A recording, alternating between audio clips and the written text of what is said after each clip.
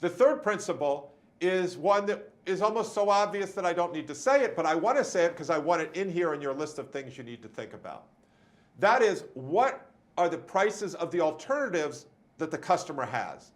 The alternatives that would produce the same benefit as what you are doing. So they might be products that look exactly the same as you. They might be products that the customer that don't look like yours, but the customer could use and they could end up with similar benefits. How much do those cost? Because while we're talking about value-based, what value do you create, you have to think about what value do you create relative to the other options as well.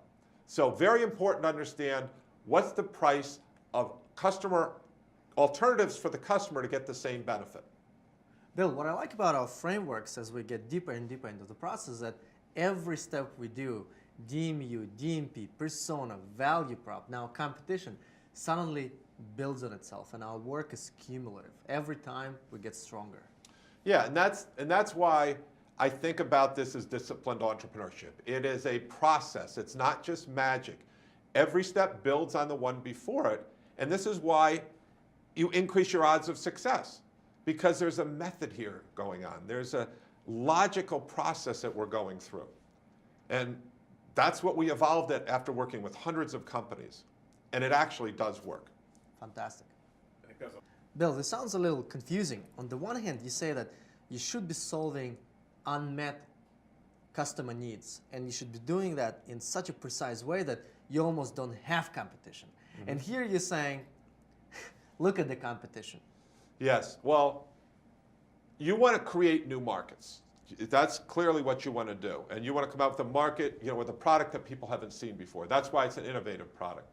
But on the other hand, if you're solving a problem, there is competition because they're still doing something today. So the competition could be the do-nothing option. The status quo. The status quo option. Now, on the other hand, I hear entrepreneurs say all the time, there's no competition.